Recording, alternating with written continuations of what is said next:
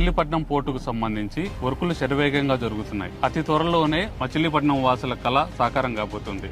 మచిలీపట్నం పోర్టుకు సంబంధించిన వర్కులు ఎలా జరుగుతున్నాయి ఏంటి అనే విషయాలు మారిటైమ్ బోర్డు డిఈ శివయ్య గారిని అడిగి తెలుసుకుందాం. నా పేరు శివయ్య అండి.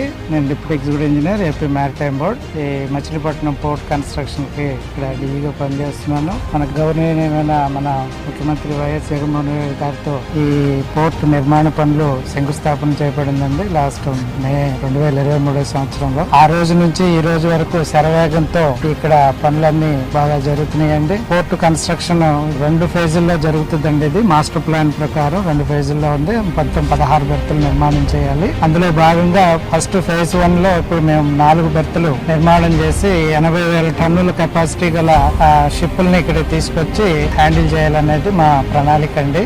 మొదటి దశలో 4 బెర్తుల కన్స్ట్రక్షన్, అలాగే నార్త్ బ్రేక్ వాటర్ మొత్తం కంప్లీట్ అయిపోయిందండి. 250 మీటర్ల కోర్ ఫిల్లింగ్, అలాగే core filling south break water 2075 గాను 1670 మీటర్లు కంప్లీట్ అయిందండి. అలాగే బెర్తుల నిర్మాణంలో మొత్తం 4 బెర్తులకు గాను 2 బెర్తులు ఫౌండేషన్ వర్క్, పైలింగ్ వర్క్ జరుగుతుందండి. స్టార్ట్ అయింది. దాదాపుగా 120 పైల్స్ కంప్లీట్ చేశాము. అలాగే రిక్లమేషన్ వర్క్ జరుగుతుందండి. డెడ్జింగ్ వర్క్ కూడా దాదాపుగా 10 లక్షల క్యూబిక్ మీటర్లు డెడ్జింగ్ చేయడం జరిగింది. అలాగే గ్రౌండ్ ఇంప్రూవ్మెంట్ ప్రోగ్రామ్ కూడా జరుగుతుందండి. గ్రౌండ్ ఇంప్రూవ్మెంట్ కూడా దాదాపుగా 200 ఎకరాలకు గాను 80 ఎకరాలు మేము పూర్తి చేసుకున్నాము.